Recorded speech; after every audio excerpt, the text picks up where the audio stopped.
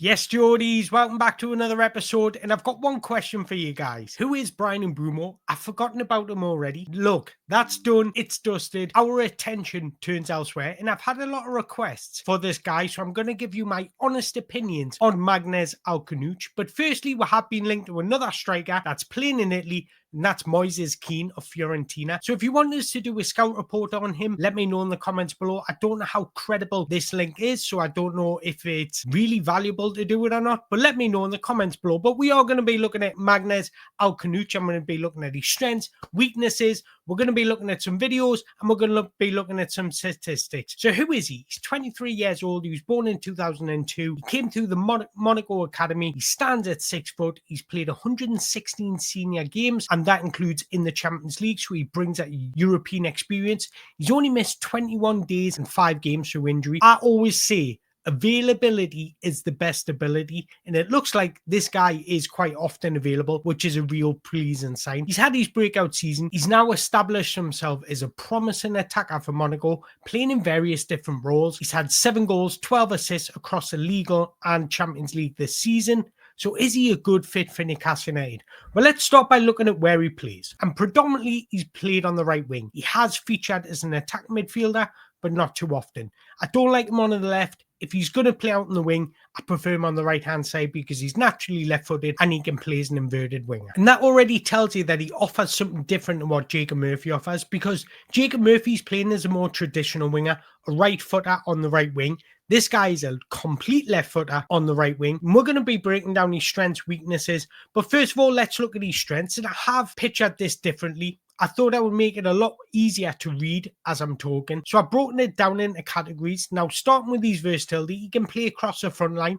I've already mentioned that I prefer him on the right more than the left. But do I prefer him centrally? Let's break it down, because I'm going to give you my honest opinions about this guy. So he has mostly been used on the right wing or attack midfielder, and personally I think that best meets his skill sets. So let's start by talking about his movement, because I think this is the area where he's massively improved on. This was one of his weaknesses, as I'm going to identify here. So I'm going to put a video on the screen for you to watch, because this really frustrated me about Maghnes, because he missed windows of opportunity to break into space, and he's massively improved on this. And this video here clearly identifies exactly what I mean. Now, this was when he first broke into Monaco, and one of his biggest assets is his awareness. So I was quite surprised the lack of off-ball movement. Now, this is greatly improved as he's been more educated and had more experience. But as you can see, he misses windows of opportunity to drive into space. Now, one thing I will say, this is massively, massively improved. And that's why I've put it as a strength, because he's beginning to excel in transition moments, reacting quickly, exploiting space between the fullback and the centre-back. You'll often see him using the inside channels. And that's something that Jacob Murphy doesn't really do much. Now, one thing I do like about him, he moves with purpose. It's not just about charging into space. He moves into good areas where he can receive the ball, making intelligent runs in behind and into pockets of space. Now, one thing I will say, he excels when he plays with a lone striker. That's a mobile striker who can drop deep and link up play. Think of Alexander Isak. He often drops deep to receive the ball. That leaves space in behind. And with someone like Maghnes, who's beginning to find that ability to exploit space, they could be a real good partnership. Moving on to his technical ability. Now, Maghnes is one of the most aesthetically pleasing footballers you'll watch. That crisp touch, that sharp change of direction, the close control, that allows him to change direction quickly and slip and slide, using his unbelievable agility to weaver through traffic. When you marry up his unbelievable agility and his excellent close control, he's extremely difficult to dispossess. And what I really enjoy about watching him, his weight of control is really impressive. What I mean by the weight of control is taking heavier touches when he needs to, taking a longer touch when he needs to, but also keeping the ball in close to him when he needs to. It's so pleasing. He's refined his touch, which allows him to escape tight situations. Then we'll move on to his awareness and his vision, probably his biggest asset. And when you combine this with clever footwork, agility, close control, makes him really effective in the final third, especially against low blocks. And this is why Akliouche is so dangerous when he comes inside, because it allows him to combine with teammates. He's got the flicks, he's got the tricks, and his vision is really impressive. He's got that ability to find a pass that not many would see. He spots runs from teammates so easily, it's very, very impressive. Now, sometimes his weight on his through balls can sometimes go amiss, whether that be long distance or short distance. But what I really enjoy about him is the speed in which he gets his passes off. You'll very rarely see him dwelling on the ball, taking that extra touch when he doesn't need to. And another huge positive is how willing he is to take risks. Now, I think somebody like Alexander Isak would thrive with someone like this, because it allows Alexander Isak to go and receive the ball in the wider areas where he can occupy that right inside channel, but he's also got that deft touch and the ability to break down a low block or find a pass in confined spaces, which will really be neat and tidy in and around the penalty area, which will really allow Alexander Isak to get into more dangerous positions where he can thrive. Now, I've also put physicality down there, and you might be surprised by this, because when you look at him, he's light framed, but he actually is happy to engage in duels with and without the ball. He will take on his opponents. He's so good at just bypassing and evading pressure. One of his biggest assets is how he creates separation from his opponents, but you need to engage to do that. So he baits the opposition into a press, then he just slips around them, and that allows him to beat the press, beat the first line of press, and then it allows his team to break from there. And this is why I quite enjoy him in the central areas, because it allows him to go both ways. It allows him to open up room to create separation, and that allows him to open up more passing angles where he can be more dangerous. Now, just like majority of footballers, he's not the finished article, and there would be some concerns if he was to come to the Premier League. Now, one thing I will say, the Ligue 1 is underrated for its athleticism and its physicality. In my personal opinion, it's more similar to the Premier League than any other league, because there's a lot of powerhouses playing in Ligue 1. So I think he will have that understanding of how physical the opposition will be. Now, what he won't have the understanding of is in Ligue 1, you get so much more time and space on the ball than you do in the Premier League. And that's the biggest difference between the two leagues. But there is some weaknesses that I have found, and that is receiving with his back to goal. Now, sometimes he gets away from pressure so easily. His agility, his deft touch just allows him to maneuver around pressure, but sometimes he does prioritize his technique over where the pressure's coming from. So what I'm trying to say is he focuses too much on his control rather than prioritizing the incoming challenge. So he could benefit from using his body more, wedging his body between the ball and the man, because if he does that, he wins a foul. If not, then the defender can dispossess him easier.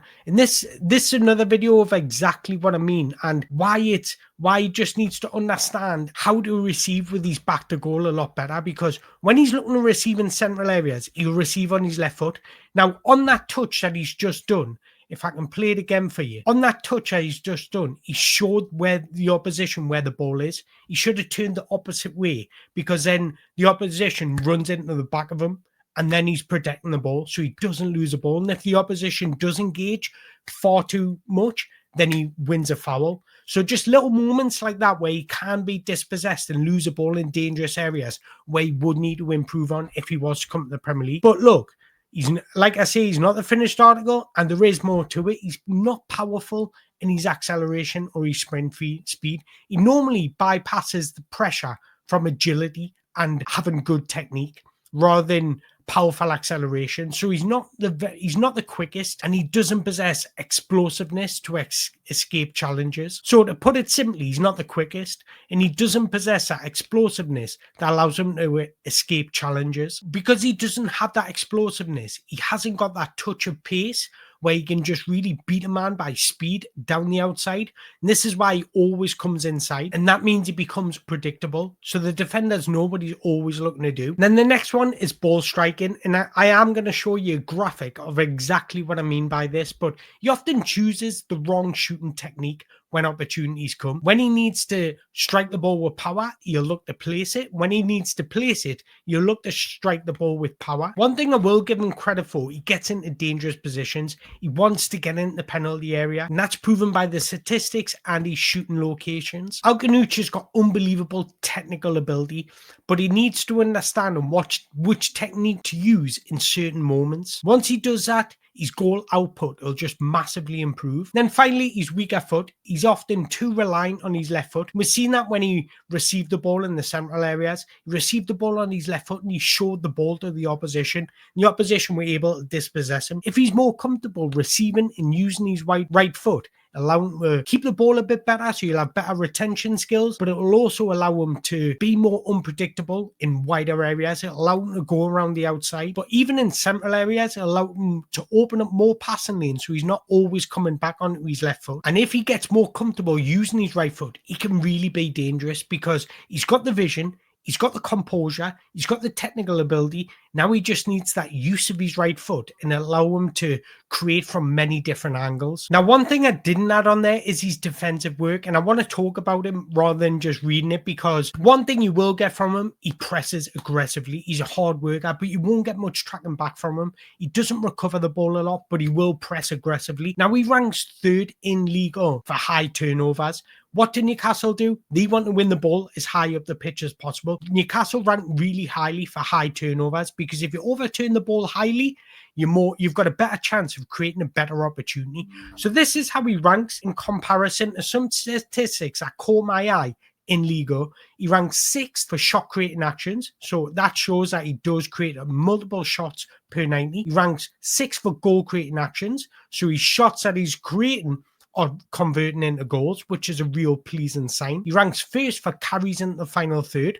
So that shows his comfortability, dropping into deep in areas, receiving the ball on the half turn, and then progressing his team up the pitch, which is a quality that you need in Newcastle United. He ranks 3rd for progressive carries, which is very pleasing. He ranks 6th for possession won in the final third, and he ranks 3rd for touches in the opposition box. And that's one thing I want from my wingers. I say this often, I love a winger that gets in the penalty area, because if you're in the penalty area, you've got a better opportunity of scoring. Speaking about a better opportunity of scoring, this is exactly what I meant by him just missing windows of opportunity. So if you look at these shot locations here, I'll explain this diagram. So the lower the circle, the less likely he is to score. The bigger the circle, the more likely he is in a greater opportunity. And as you can see, very centrally there, he's missed loads of big circles. So he's underperforming on his XG. His XG should be 9, but he's only scored 5. So he's underperforming on his XG. But what's pleasing about this, and I always say this, players can dip in and out of form, but if they continuously get in the locations, that's a positive sign, because you can work on that weakness of his shooting technique. So if you can just work and elevate his shooting technique, he gets into good positions. So if you can just get him more confident in the penalty area, those will turn into goals. What would be more worrying is if he wasn't getting in those positions, but he's actually getting into those positions. He just needs a little bit of refinement with his ball striking. But I mentioned how he gets his passes off quickly, which is a real positive sign, because Jacob Murphy does this. Doesn't dwell on the ball. It's a touch out of his feet, and then he moves the ball. And that's why we've seen Alexander Isak and Jacob Murphy have such a strong partnership, because Alexander Isak makes very good runs. But if you dwell on the ball, then that run goes offside. So if you move the ball quickly, you've got a better chance of opening up the opposition, but you've also got a better chance of Alexander Isak excelling. And I think somebody like Maghnes Akliouche would certainly create a good partnership, Alexander Isak. So I want to talk about a few more of his statistics. And as you can see, it's really pleasing on the eye. When it comes to shots, he's averaging over 2 shots per 90, which I quite like. He's progressive passes, he's progressive in his carries, he's got good rate of successful take-ons, and he's averaging 4 shot creating actions per 90. So it's all pleasing statistics. And I mentioned he's got the ability to create from anywhere in the pitch, and this is exactly what I mean. As you can see, his creation, this is how many chances he's created and where he's created from. It's from a variety of different areas. So although he's playing on the right wing, you will see him come in centrally, receive the ball, and often look like he's on the left-hand side channel. Monaco give him that license to roam around that final third, and I think that's where he works his best, because he's so good at finding pockets of space, receiving, and then playing off that. And that's where you get the best out of Akliouche. So out of the 49 chances he's created in Liga this season, 10 have resulted in assists. That's really pleasing statistic. And I also mentioned he likes to come inside and occupy the inside right channels. And this is exactly what I mean. And as you can see, when you're comparing his heat map to Jacob Murphy, you can see the difference. Jacob Murphy is more of a touchline winger. He receives out wide, and then he bends and crosses. or he goes on the outside. Whereas Akliouche is a little bit different. He's happy to receive out wide, but he's always cutting inside. And that's why most of his heat map is in the right inside channels. And I made an episode yesterday talking about the different types of wingers. You get your classic wingers, you get your inverted wingers. Akliouche is more of an inverted winger rather than an inside forward. If he was an inside forward, he would have more goals and more shots. He's more of a creator than a goal scorer, whereas Murphy's more of a classic winger. And I feel like we missed windows of opportunity to break down low blocks by having somebody coming inside and linking up with Alexander Isak. So my final graphic I want to present you is how he compares statistically to Jacob Murphy. And as you can see here, they both rank really highly for key passes. One of Jacob Murphy's biggest qualities is he's unselfish. He gets the ball and gives the ball. He wants to create by moving the ball rather than carrying the ball. Now, the beauty of Akliouche, he can create from passing the ball with his vision from all areas of the pitch, but he can also create from carrying the ball. As you can see, he carries the ball a lot more than what Jacob Murphy does. Now, I mentioned that ability to come in, drop deep, receive the ball, and progress his team into a final third. Akliouche is very, very good at that. So he's not just a winger that'll always cheat. You'll come and get involved in play, want the ball to feet. And I love a player that wants the ball to feet. But the one thing I want to see improve on there is his output in terms of goals. He needs to start getting more non-penalty goals. He's getting in the right locations. He just needs a little bit of refinement in his finishing. And then you've got one hell of a player. So there you go, Geordies. There's a full breakdown of Maghnes Akliouche. And I want to hear your thoughts. Is that somebody that you would welcome to St. James's Park? He's got so many good qualities that he can transform into an actual game changer. But he's also got work that needs done. But the beauty about him, he comes with that experience. He's got that European Champions League experience. And my biggest quality in him, he's got that authority to impact games in crucial moments. And that's what I like about him. So I want to hear your thoughts. Would you welcome somebody like that at St. James's Park? Did you prefer this style of presentation? Let me know your comments in the below. But once again, if you've enjoyed this video, make sure you hit that like button, hit that subscribe button. And until next time, away the lads.